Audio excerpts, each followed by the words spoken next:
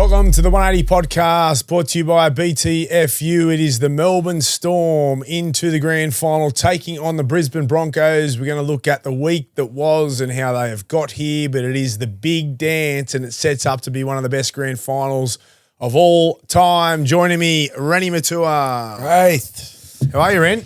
Good. Very good, mate. Excited for the week? I am very excited. My massive outsiders are in the grand final, so They are.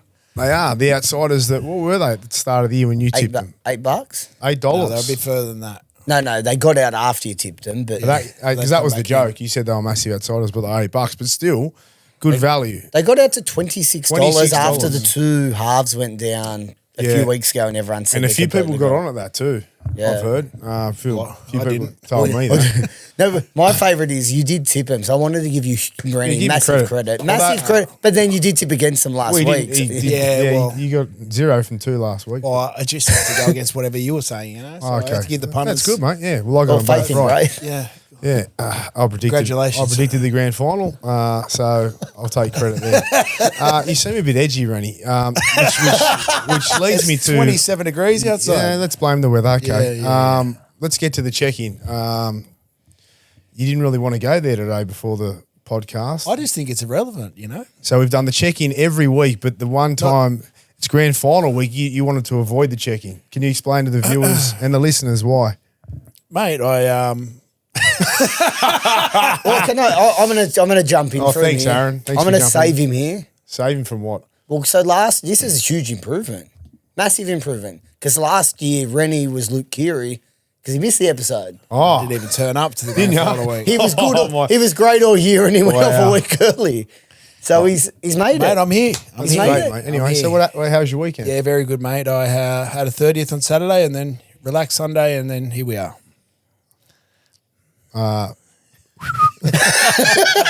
Pinocchio.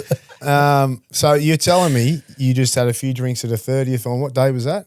Saturday. Saturday. DTB. Don't tell Braith. Oh, And 3 days later, I heard from him. So if you had Mate. Sunday and if Sunday's my day off, mate. I don't want to hear from anyone. well, You heard from me Monday. that's a first because I've heard from you on Sunday plenty of times. Well, So you don't want to Sort get of have okay. a You don't want to Sunday go off. into detail, but No. is it fair to say that you drifted off the tracks? yeah, I drifted off slightly. Okay. and now we're going to Bali next Thursday. We are. So are you okay? Let's just get one. Let's just see. Are you gonna remain focused until then, or Probably not, Could mate. you It's drift grand off the final tracks this- again? Well, we've got a grand final. Yeah, we We've got do. a public holiday. Newsflash. that's, and then Mad Monday. For those that didn't know, there's a grand final and a public holiday Yeah, this there you week. go. So anything can happen. Okay, so you're fucked. All right, let's bring Aaron. Are you sweet? You were sweating before. Sweet as. All right, let's bring in Aaron Macy. As I know you've been a good boy. You're back. I've dropped 5 You kilos. look like you've lost a lot of weight. I have lost a lot of weight. That's good, mate. Cut the carbs out does help. Stress helps as well, I'd think. It has been a little bit of stress. We talked about my mental health last week Yeah. and had a bit of a Bit of a hiccup on the weekend. a hiccup on the weekend. Hiccup on But the you know weekend. what? I will just say to everyone that reached out and was Yep. positive Yep. and all the support that I've had, I'm extremely proud of the support. good, mate. And I'm glad we're all in white shorts. I Yeah, don't know we how that teamed up happened. well. what We're happened not here? going to give any of that rubbish any air either. Yeah. No, So we're let's move on and get into this podcast, which is going to be our best one yet. It is grand final. We'll save the best till last. Yeah. And we'll start with the play of the week. And who else but Adam Reynolds, the little champion, coming up with that goal to win, 14 points behind, needed to kick it from the right-hand side, not favoured for the right foot kicker. Reece Walsh had missed one from nearly in front.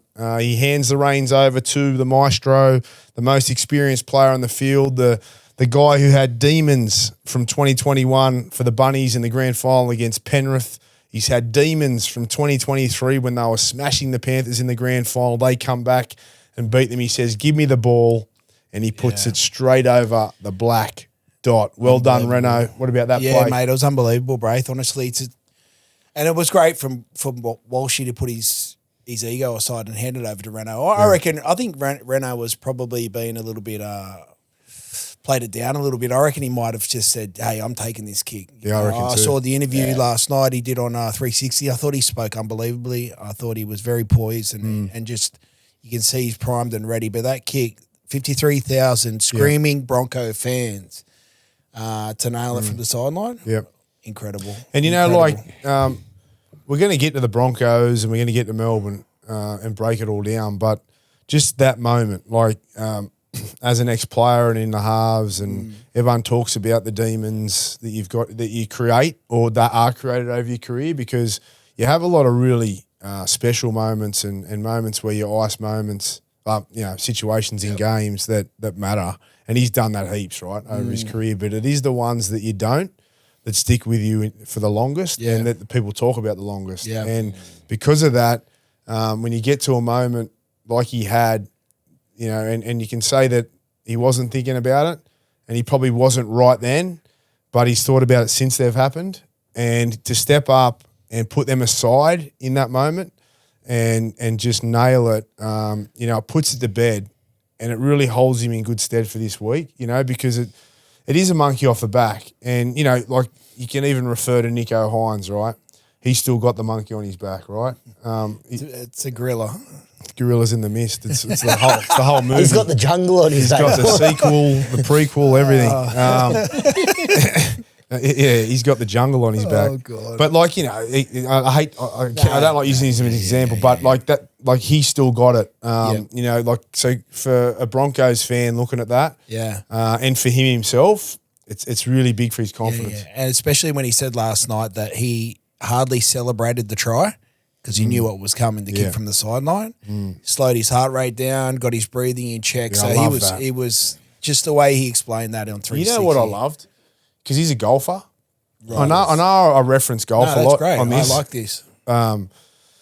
And he said that when you are under pressure and your heart rate goes up, everything's faster, but also your adrenaline picks up. And now when you're a golfer, and you would have saw it with the Ryder Cup and even in majors and all that when the pressure's on and you're coming down the stretch like Tiger and that, which he was the best at it, but you hit the ball further. So a lot of people, they misjudge it. If they haven't been in that situation before, a lot of them hit it further and they'll, in a big moment, they'll fly the green and they'll lose in a playoff or coming down to a final hole of a major or the final few holes because the adrenaline makes you hit it further. Now, he'd studied or researched that when the adrenaline picks up as a goal kicker, it doesn't hook as much. You're right. So when he missed that goal against Penrith in the grand final, he overhooked it. Sorry. He didn't hook it. He didn't hook it. It doesn't hook as much, sorry. So it doesn't hook as much. So in that game against Penrith, he aimed too far right for his usual hook. You would have noticed in this game against I've lost my mind, Penrith again. He hit it fast straighter. He aimed it straighter inside the right post. It started the hook, but then stayed there. And then swung back. That's fucking brilliant. It's crazy. Yeah. So he knew I can't aim it like I usually do. I have to actually aim this straighter because I've got my adrenaline going, and I'm going to probably hit it harder than I usually would. So that's a great take from him. Yeah, unbelievable. Yeah. I grew up, we're the exact same age, grew up playing together and against each other. He's one of the most down to earth good blokes of the game. Champion. Yeah. And are you trying to? No. Is this about you? Where are you going with I just want to say, it's a little bit of a dig at South. South's let him go, so I'd really love to see him win one more. I knew there was something going on. Fuck, where's this going? Yeah. I wanted to. You're saying you should have been the halfback for Brisbane? He's talking about a kick from the sideline at Kendo Oval. All right, let's get to the next one. It is Reni's fireball hot take, and it is the return of Jahrome Hughes with a broken wrist, forearm, whatever the fuck it was. He had plates in there, and the spine of the Melbourne Storm. Mate, there was a few players I could have chose from here, Braith. Payne Haas. There was Munster, Jahrome, obviously, who I'm going with. Who else did we say? There was just so many. Papenhuyzen, Paps. But Grant. not only that, just across the board, there were so many good players or standout moments. But for a guy, Stefano. But for a guy to have a plate put in his arm 22 days before that game and come off the back of a dislocated shoulder, he was still fending guys off. He didn't look out of place one bit, and I suppose the surgeon needs to be commended as well. In the prelim in 06, I'm not saying this about me, but we went under the knife as well. Roy and I went under the knife, and when I played in the prelim, I was gone. Yeah. He comes into a halfback position with the fucking plate in his arm. All I had was a clean out and plays like he never skipped a beat. So my fireball hot take for this week is Jahrome Hughes. What? Quick question on that. What is the mind frame? Because I know it's like Coops when he won the grand final, going into a game. But you know what I mean? You can get injured in a game and you've got adrenaline. What's your mind frame going into that game when you're holding With an injury injury cloud? Yeah. Oh, it's the uncertainty, mate. Yeah, it's the uncertainty. Exactly. Like he wouldn't have known. No. Yeah. He wouldn't have known. He would have had 7 days of not being able to run That's because of right. infection, you know. Limited contact. Yeah, limited contact. You just don't know how you're going to turn up on that day, and he just shows what kind of a champion he is and how big his heart is and his mindset. Really. That's why last week we were a bit skeptical of it, because we've lived it in terms of having a serious injury heading into a big game, and you'd never know. No. And that's why it was important that he got through that game, and not only did he get through it, he was great. And the spine from Melbourne, you got to say Cameron Munster, who was man of the match, was on fire. And he was just like, when you know he's on, he runs the ball so much, right, that we know that, but even his dummies were back. Like he had those big dummies and footwork, and he wanted that kick back on the inside to Papenhuyzen. And I spoke to him after the game, and I said, mate, and I rang him, and I shouldn't say this, but I'm going to give it up. I rang him, and he answers, ring a ding ding, you've reached the king. Which but he's only joking, right? So it's kind of an in joke with us. Yeah. And I said, mate, how good were you? And he goes, Braith, I weighed in before the game 2 to 3 kilos lighter, and he goes, I didn't know why, but then he goes, I felt so good. Yeah. He goes, I'm going to keep it off for this week, and it's the best he's looked in a couple of years. Yeah. And they are primed. Like, they've been tradesmen-like, and everyone said they've underachieved with the team they've got this year. They're not playing anywhere near their best, and they're kind of just peaking at the right time. Like, their halves had only played, or their spine had only combined or played 8 games together this year before the Sharks game. They played 9, and that was the uncertainty too. Papenhuyzen hadn't been in great form. Jahrome's coming back from the injury. Harry and Cameron have been consistent all year, and so has Jahrome, but it was just the injury. Yeah, mate, they combined brilliantly. They all took the game head on. They all handled the pressure, which we know they can. And when I made my prediction that they'd win, the only thing I said that made me choose them was that they handle the big games and the pressure, and that's what shifted me against Hines and Trindle and the likes. Yeah, my question marks was their health. Like you've just mentioned, Jahrome obviously coming back, leaving Pezzett out. What if he went down the first 5 minutes? Yeah, I want to quickly touch... Wishart only got 10 minutes. Well, that's how good they went. Well, I want to quickly touch on that little trick play that Cameron put through for Paps to identify. They have been the best over the last 20 years of identifying trick shots. Identifying that Kennedy might have been a bit flat in the defensive line when it came to maybe 2 plays 3, whatever. Like the amount of time I used to see Billy, Cooper, and Smith combine for a trick shot, and then to see that, like they're just the best at it. It's a combination of 2 things. It's rugby league IQ, which they're at the top of the tree there, and it's vision and instincts, which is what Cameron plays. But it definitely would have been identified during the week. That's what I'm talking about. Is that a bellyache thing? Is that something that he's big on? Listen, I just think that Cameron and Jahrome and the Melbourne Storm as a whole they work hard, in every area. Yeah. But I know for a fact that Cameron's IQ is, absolutely. Everyone underestimates him because he's such the larrikin. But when you talk to him, I'm just get off the phone. And you still have to execute that. You have to execute it, right? But he loves it, man. But I think Melbourne, and I'll talk to their reaction and compare it to the Broncos when we get there. But what makes me think that they're in a really strong position, and I'm actually going to tip them this week. I'll say that now. After the game, very composed. They didn't celebrate like they'd won the comp yet. The press conference from Bellyache was very tame and Harry Grant, and it was business as usual, but it was like there was a look in their eyes and a sort of common denominator there from all of their responses that this job is far from over and next week's the week, not today. And that to me, everyone's spoken about the week. You got to lose one to win one. Bellyache crushed it and said that's bullshit. Yep. But I'm telling you now, they are thinking about last year. They're remembering last year. They don't want that feeling, and they are just primed for this week. Yeah, I have to agree, but you got to look at two completely different circumstances of getting to the grand final in terms, and we'll get there with Brisbane, but I mean, to win in 94 minutes against the Raiders, that's, you're going to exert a lot of energy. You're going to be the dopamine goes through the roof. Yep. And then have a week off and then, be 14 points down and celebrate. Like, they're two different circumstances in the teams they played. So, but what I'll speak to that is that they have every right to celebrate the way that they have.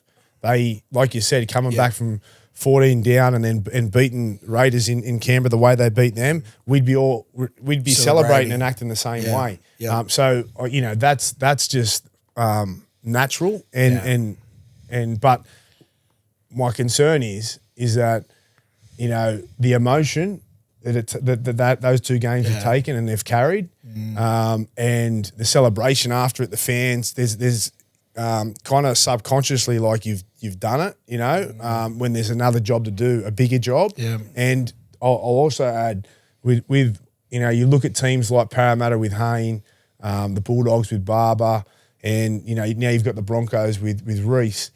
You can ride that emotion. None of those teams have won the comp. You can ride that emotion all the way through to get to a grand final and come up against a team that have been there, done it, that are primed and focused. Is very hard to carry that emotion through for 80 minutes. You can't. They're behind against Canberra and they come back. They're behind against Penrith and they came back. Penrith were fatiguing because they'd had a long year. They finished outside the 4. You've got Brisbane now taking on a Melbourne Storm team that if you get behind like you have in those previous games against Canberra and Penrith, you're not making up the points. You're not going to make up the points. So they got to start fast because Melbourne, they're fit. As I said, they're timing their run, and if they get to a 14-point lead, they're not getting beaten. You saw it on the weekend. They shut you out. They just went into defensive mode. They probably should have played more. Yeah, they put the cue in the rack in attack. Yep. But play the percentages. They're high percentages. Correct. So that's we love a horse racing analogy. You know what it feels like? A Bart Cummings trained horse is ready for Melbourne Cup Day. And I'm just big on them this week. We can talk to it more a bit later. But let's get to the F up of the week. We weren't going to do it, but because we do it every week, because we didn't want to. It's not such a negative, right? And we didn't want to be too negative today because we want to keep the levels up. But and this is not a dig at Buzz. it's just a way to lead us into this, and it's the criticism. We call it Buzz's Broncos, but it's the criticism, and it's not just Buzz. There's been a few. Gordy. Gordy was highly critical of them throughout the year, and a lot of people jumped on the anti-MADGE and Broncos. And look where they are now. Look what MADGE has done, and look what the Bronx have done. Yeah, they've been incredible. I mean, the reason why I picked the Broncos, you look at their roster, right? And if there was one person that was going to be able to unlock the talent within that side, it's MADGE, and it would come through a fucking really tough preseason. And we saw signs of it throughout the year where it didn't sort of kind of click and they didn't sort of buy in. And I said it the last couple of weeks, the silver lining for me and where I see the Broncos have just gone to another level is the unfortunate injuries that came to Ezra and Reno, which unlocked Walsh. The moment that happened, he has not played a bad game. And he just believes in his ability. And the thing was, I was a little bit worried about with the Bronx, with Reno coming back in, was obviously his age, coming back from a hamstring. But he just plays with, and you said it, he plays with such poise and he just steadied the ship. And he didn't overplay his hand. Yep. Penrith really defended well in their shape. But just the turnaround and for them to start believing and saying all the right things is that we did need that preseason. Yeah. It's been nothing short of amazing to get to a grand final because the ebbs and flows of their year have just been, like a fucking roller coaster. I said from really. day one, the spew buckets and army camps, what bullshit take that is. Honestly, bullshit take. We've trained, back in the day, the dogs harder than anyone could possibly train, and we've had blokes spewing, we've had blokes passing out. Yep. We've had our army camps, we've rode 100 Ks, we've done triathlons, biathlons. Yep. And when did we find our best footy? When we were at the Dogs, the back end of the year, And the back end of games, because we knew That's we'd right. been there. We'd been to hard places. We'd been to the trenches. We knew, and as uncomfortable as you feel in those moments in big games, you've felt that feeling before. You know you can get through it. It's your security blanket. You actually go into a game going, if we get to the last 10 or 15 minutes here and we're in it, we're going to win it.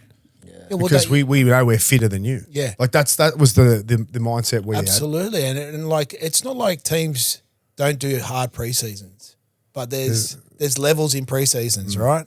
And Dogs were renowned for it. And MADGE is renowned for doing tough pre-seasons. There's one thing that concerns me is 3-4 years down the track of having that same roster, right, is he's going to have to make some really big decisions. And let's not take too much away from the grand final this week, but if it continues with these tough pre-seasons, eventually he's going to have to make some tough decisions to maybe move players out of the roster because he won't change his ways. No. And there's been evidence of that, and that's been the criticism. And that one I can kind of understand, but when I'm looking at the year and what the Broncos needed at the start of it, Yeah, absolutely. they needed MADGE, and I said it from day one. Yeah. You said that. You said soft underbelly. Got to get rid of that soft underbelly. You could see We the all soft saw that. underbelly for We the all first saw half that. of the year. Yeah, It took him, like I said it on 360. I saw him in Maroubra, and he looked like a shadow of himself. It was that period where we were critical of him on here.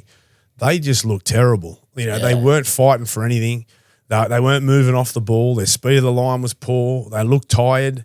And that gives Buzz a bit of credit because he was critical all year. He didn't even waver at the back end. But Buzz just backs himself. Yeah, but they went through a period where I don't think they believed and they didn't believe in the process and what MADGE was doing. And then as soon as they started to believe is when things changed. And now not only do they believe, but mate, they're there, and they've got a great opportunity. So it's going to be great because they are very contrasting styles, and we'll get to that in the preview, I suppose, but very contrasting styles. And one question for you, though. What did you think with Reece Walsh last week playing with Reno?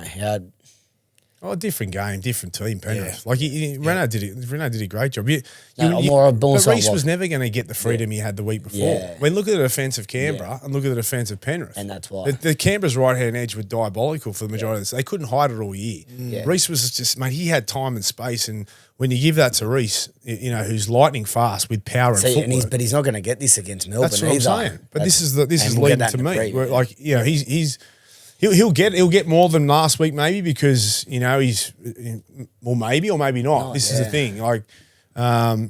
It took errors from Penrith last week because if you actually take that game and take it for what it is and relive it a bit now. I'm watching the game after 50 minutes thinking Penrith are just too good, right? 100%. No errors, getting to the points on the field they needed to. Great kicking game. They took Reece out of the game, and they were just icing their moments with their attacking opportunities over to Alamoni, who was sensational again. They found a bit of a weakness over there, which could be exposed again this week. But you're thinking they hold the footy here, it's over.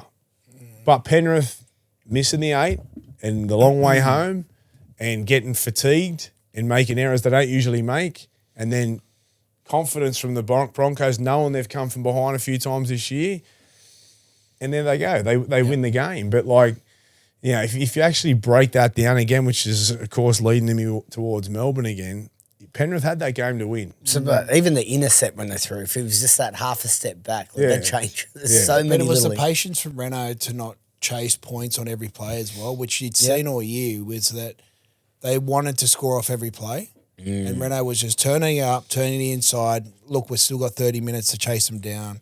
And that's something that we haven't seen from the Bronx all year, is that patience in not panicking in a prelim.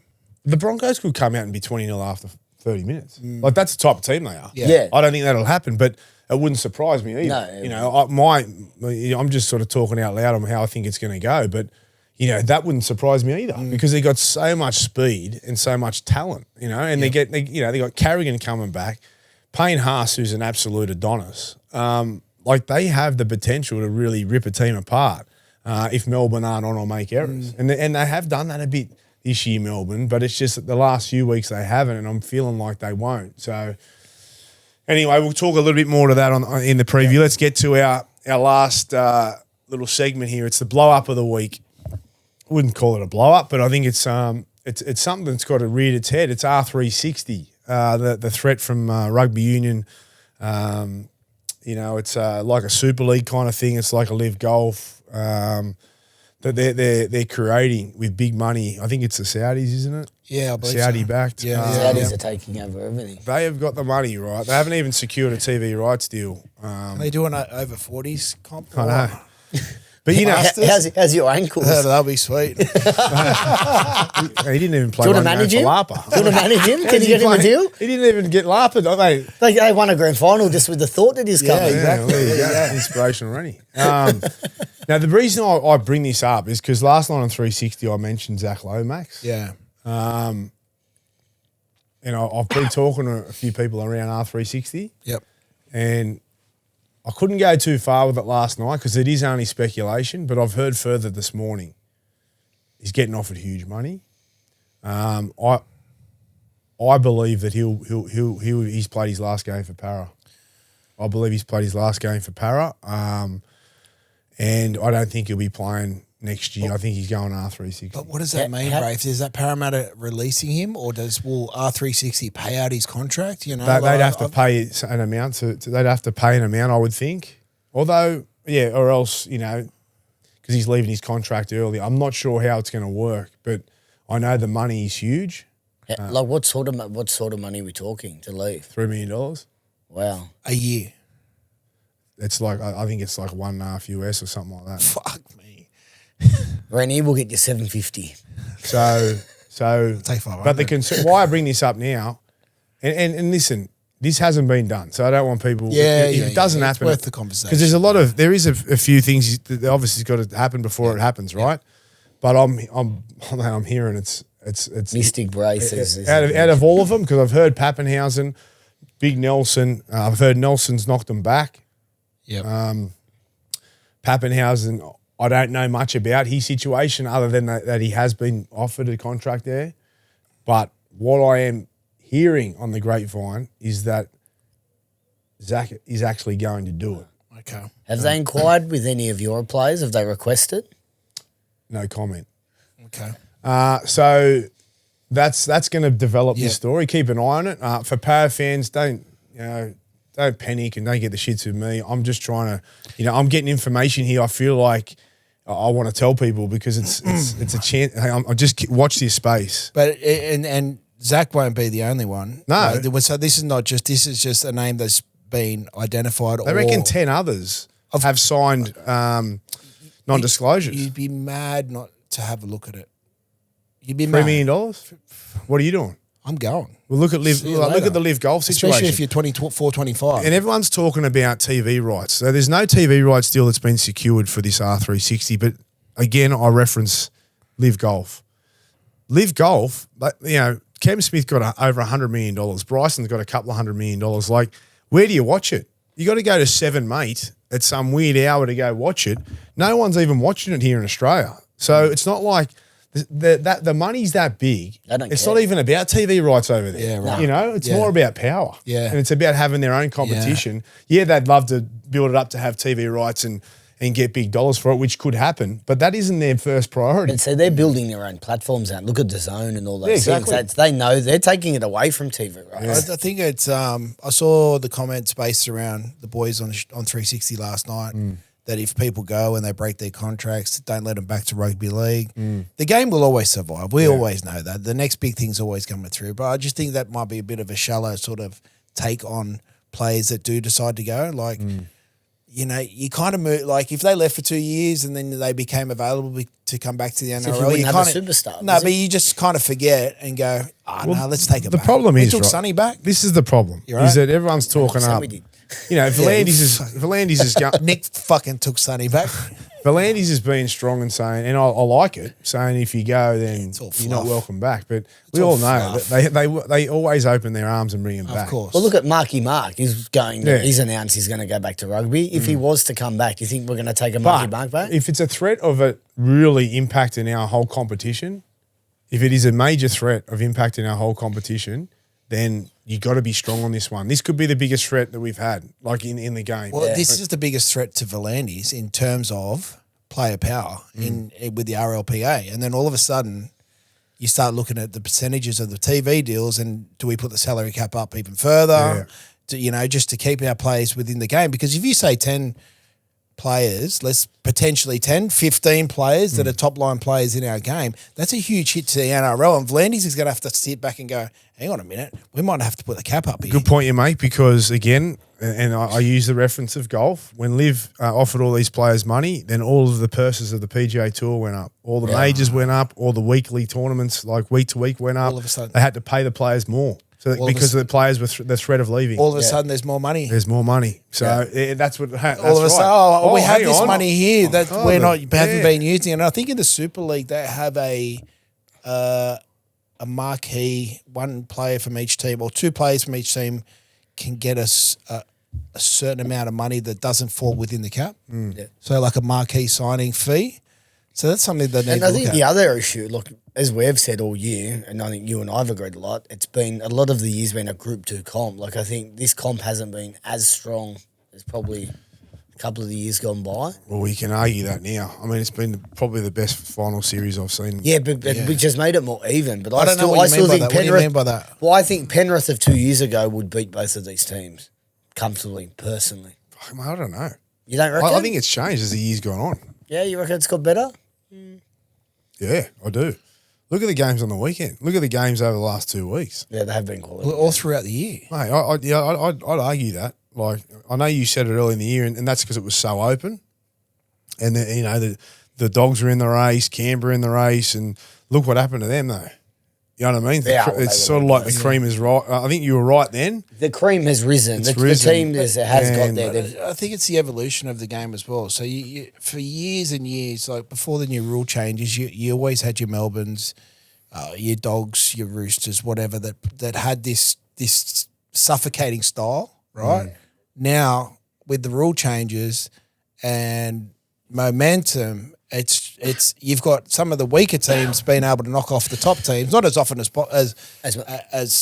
you know, like all I every think that's week. a perfect point. But it has certainly livened up our game and it made the competition far more open. And what we've said all year is you were never out of it with the new rules. Yeah. You were never out of it. Possession is king. Yep. 6 again rule. Momentum shifts quickly, and we've seen that again throughout the final series. Absolutely. You are never out of it. That's a great point. All right, let's get to the Unibet preview. It is grand final day. The Melbourne Storm taking on the Brisbane Broncos. We're going to get the teams up and have a look one by one at their lineups. I'll come to you first, Reni. Once the great Unibet specialist actually puts the teams up. I was going to give us the market. Give us the market market. first. Go to Market the market first. then, champion. $1.74 Melbourne Storm, your favourites. $2.10 Brisbane Broncos. Thanks, mate. That was great. All right. Now, for Wow. let's sorry, a bit harsh there. Let's get to it, Reni. What are you thinking here when you look at these lineups? I want your first thoughts, and then maybe give me how you think this game's going to play out, or where the strengths and deficiencies lie in both teams. Man, this is so hard. I definitely think He's looking all weekend. That's why he's off Sunday. See, the check-in's catching up to him here, ladies and gentlemen. checking. Well, His eyesight's gone. Can't see the team. I just think I think the back five. I think the Broncos have got a better back five for starters. Okay. Right? Okay. So I think Roll if through 'em. I'm going 1 for 1, I'm thinking Walsh. I'm thinking Karapani, Warbrick's got errors in him. Karapani's got a bit of a deficiency in his defence. He's sitting in the pocket a little bit too much, and that's where I think they could attack a little bit this week. The Melbourne Storm is their left edge. Kotoni Staggs is the best centre in the game at the moment. Meany, Shibasaki again outstanding, and D Mariner Coates. Oh, look, coach, you'd have to go with Coates on that one, but Mariner's he's keeping bloody Selwyn Cobbo out of the side. Just quickly, I'd say that in the back five, I think you're right. I think overall Brisbane have them covered, but Reece is a standout, of course. But if I'm looking at, and the centres definitely Brisbane, but the wingers Coates. by far, I believe, Coates and Warbrick and Coates are all over Karapani and Mariner. You think so? Yes. I agree. Warbrick? Yeah. Warbrick had errors in him the week before, and one of his first games back from being nearly out for over 12 months with head knocks, and then he finished the game strong against Canterbury and was outstanding on the weekend. He's a big, strong boy. He made no errors. He caught every ball, and he brings the ball back. He's 6'2" or 3", and Coates is 6'4", and they're both over 100 kilos, bringing the ball back to start their sets. Like I want that all day, every day, and they're great under the high ball for attack and defence. Yeah. So I've got them all over. But you're right. Like if I'm picking a back five, I'm with you on that. Let's move through to we'll talk spine if you want. Yeah, you go can't the go spine. past look at that halves combination. Yeah. And then the hooker as well. Yeah, I mean, they're both great combinations, but if you're going for the spine, If you're going, let's just go on the 6 and 7 alone. You're going with Melbourne right there. Moving into the forwards. Yeah. Our big man, Stefano. His comments. Stefano. He went from Humphrey B. Bear, who's never said a word, to like, Man. I was listening to Frank talk.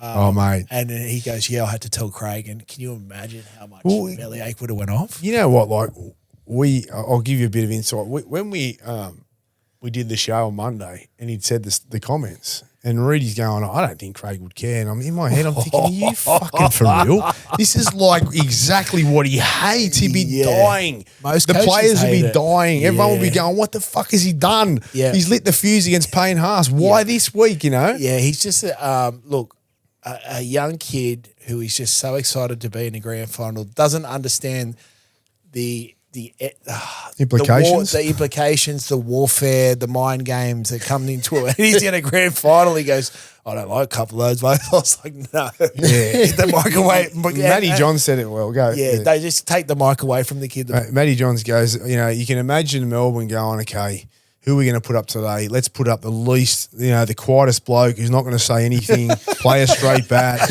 Let's send up Utoi Kamanu. And they've sent him in, and then they've gone, fuck. Yeah. But last night when we interviewed Frank Panisi, who's the footy head of football for Melbourne, because they get mic'd up before they come on, and they watch like the 3 or 4 minutes before we go to them. And we put the Utoi Kamanu piece up with his comments about Brisbane, and we're watching Frank in Melbourne before he come on, and he's just going, it's just shaking his head, going, fuck. Can't, say, I don't but you know what, just to give him a rap, it was his career best game. Yep. And he's flying. You know what? Yeah. Ride the wave, brother. Oh, look, there was no malice in what he said. It's just the excitement of a grand final, man. He's just come from the Tigers. I was going to say, he's come from Tigers. Wooden spoon, and then he's in a grand final. He's got a microphone in his face. Yeah. I tell you what, I've played in games where we've used comments from the opposition, and I've played in games where the opposition have used our comments as well. And they'll be using it. Oh, yeah, of course. They'll be using those comments. Madge is a certainty. This is like... Yeah, Madge is using it. Hey, play that in video. Yeah, have a listen to what they said. Like, this is a genuine thing. Yeah. You don't give... This is war. You don't give the fucking... Queensland do it every year with New South Wales. You don't give them anything. They put quotes up. No, I've had coaches who've put quotes up heaps in the sheds before a game. Like, you're looking at them. Yeah. You're like... Yep. Utoi Kamanu said this. Yep. And you're going, fuck, let's go. And the poor guy, the poor bloke, he's been interviewed twice in about 3 years. I didn't realise how much of an Aussie accent he had. Yeah. They clearly used it against Nico last week when he came out with his big comments. Let's not go. Sorry. Can we go there just quickly? Yeah, can we? Go on. I just quickly, and I didn't want to say, I didn't have the fucking balls to say it, but it just felt so fucking manufactured, so fabricated, the siege mentality. And I think Fitzy's comments in the presser, right, was pretty much an indirect hit at the boys to say, hey, you're not going to get your respect until you get to the grand final. Say what you want. Fitzy was just hoping that it actually worked. That the chat around it worked. Yes. He was like crossing his fingers and. But didn't you feel like it was just before manufactured and it was just I just didn't believe it? Of course we didn't. Did you see that? I couldn't help myself. I had to say something last week. I don't know. I like to give credit when it's due because he played really good the week before, but you just felt like, you know what, it means nothing until you deliver, and unfortunately he'll carry that burden into next year again now. Let's go into the forward pack, eh? Yeah. We covered a bit of it then, but Harry Grant. How does Harry Grant turn this game on its head? Oh, mate, Melbourne win the ruck. They nearly win the game with Harry there. Yep. You know? Yep. Like that's the biggest thing for Brisbane is controlling the ruck, and they can with the pack they got. Their pack is good and they're in form. Carrigan comes back, which is huge. They need to control the ruck because Harry will expose you. But they can. If I'm looking at this, I'm looking at this man. I'm looking at this man right here. I'm looking at Sean Bloor as well. Katoa. Do you know who scares the shit out of of me? Trent Learo. Yeah. He's got errors, penalties. You know what he does? Discipline. He's like, he's playing really good. And he's had a great year. I like him. I love him as a bloke too. I met him in Bali last year, but what he gives away so many penalties at critical times on like the fourth tackle, or he tries to throw a pass at a time when he shouldn't. I get anxiety when he carries the ball or when he's like making a tackle on line in the ruck. He gives me anxiety. I just hope that he just doesn't stuff around this week and just hold the ball because you don't need his offloads, Trent. And when he makes his tackles, don't get your hands in the ruck and lay on for too long, mate. Yep. He's the one that gives the 6 agains a lot, and he also he does a lot. He's on the fucking edge every time. You know what he does a lot when Melbourne have momentum and he tries to step off the mark.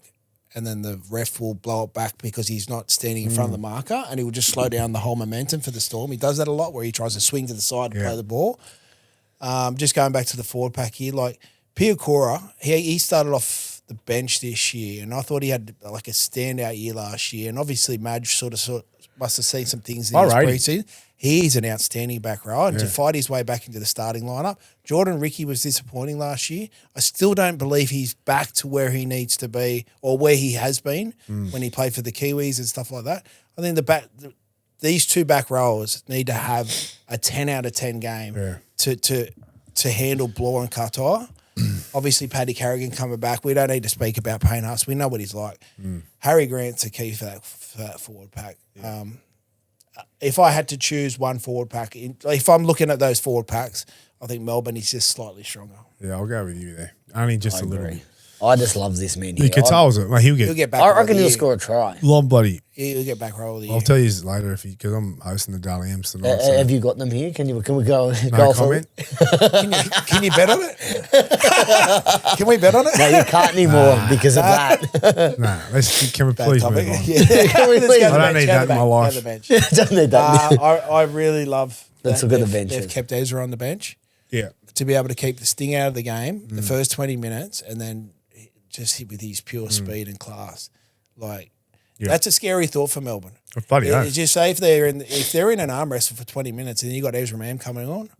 Well, he gives them more X factor off the bench. Absolutely. Ezra he's fire. He's fast. Yeah. He's electric. As soon as he comes on, it's like, mate, he changes the momentum. Like he is the man. Like him and Reece together, when you got to look at both of them and contain both, and the speed at which they play, and they can make your defensive lines frantic and panic, and that's what you want. If I'm looking at the bench, I'm probably thinking if it wasn't for Ezra, I'm leaning towards Melbourne having a better bench because of the X factor of Ezra. He brings so much. Yeah. But Xavier Willison, he is so lucky he scored that try on the weekend.